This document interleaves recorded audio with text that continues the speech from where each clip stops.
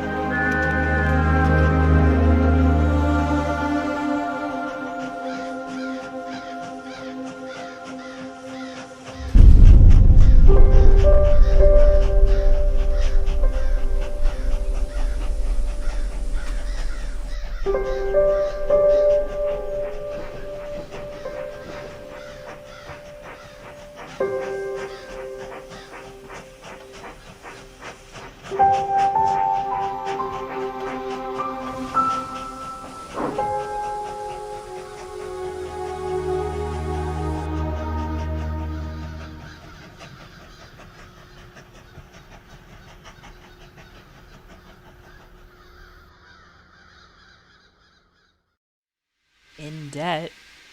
Sir, what does that mean? It's mostly a financial thing, but when a company goes in debt, it means they don't have enough money. To put it simply, this railway is not making enough money to afford itself. Henry was confused. But, sir, what does that mean?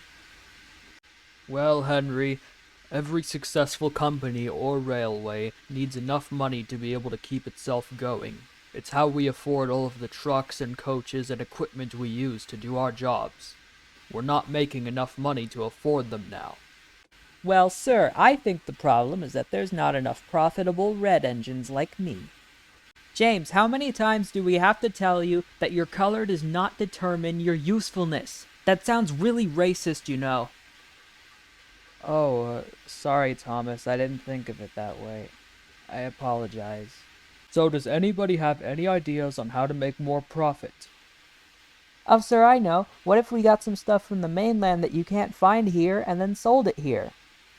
Silly Thomas. Why would people come to Sodor for mainland goods when they can just go to the mainland? Sir, pardon my interruption, but maybe the problem is that this railway isn't getting with the times. Everyone was shocked, but they stayed quiet and listened to Edward.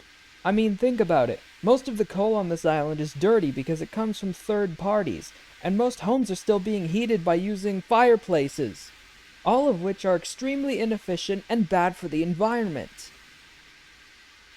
I see your point, Edward. This railway is indeed living in an older time, but how can we get with the newer times? Do you have any suggestions? I'm not sure, but the main thing is we should try switching the railway's power source to a different one that's better and more clean. And how do you suppose we do that, Edward? Percy does have a point, Edward. Most of this railway is stuck in another time. It's going to take a long, long time to be able to convert the entire railway into a more modern age. By then, it'll probably have changed even more. I agree, but as times change, technology does too, so we should try to keep up instead of not doing anything. Henry has a point. Why don't we switch out the old coaling plant for some new sort of power source? After all, there are many different ways to get power these days. There's solar energy, there's wind energy, and there's even a new one called nuclear energy. I don't know a lot about it, but I know that it's supposed to be very clean. I'm late for my train. I think we should all think up our own ideas and then say them later. As Henry chuffed away, all the engines couldn't help but feel that each one of them were individually responsible for the debt that Sodor had been racking up. Is all this debt maybe my fault? Meanwhile, later in the day, Thomas was pulling Annie and Clarabelle to a station. but he couldn't help but feel that all of this debt and possible bankruptcy in the near future was somehow his fault. Thomas always loved interacting with the narrow gauge engines as he passed by, but today he was feeling too depressed and overcome with the feeling that he could be possibly leading the railway down into the dirt. He was so in his own head that he didn't even notice he had just passed a red signal. Thomas, stop! You've just passed a red signal! Oh crap, I did? I didn't even realize. I'm so sorry. I'm stopping now. Thomas, it doesn't take the IQ of a toddler's brain to realize that you aren't doing too well lately. What's wrong? I just feel like the island going into debt might be my fault. I mean, I'm the one who's always messing up. Well, I can't mess this thing up. I have to get this train to the station on time. And so Thomas started speeding down the rails as fast as his wheels could carry him. It was very exhausting, and he felt like he was going to throw up at any moment, but he pressed on. He didn't want to make this island go into any further debt anymore.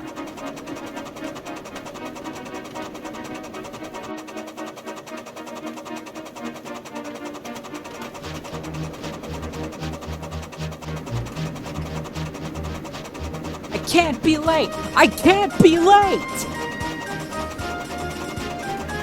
Thomas puffed faster and faster, determined to make it to the station on time.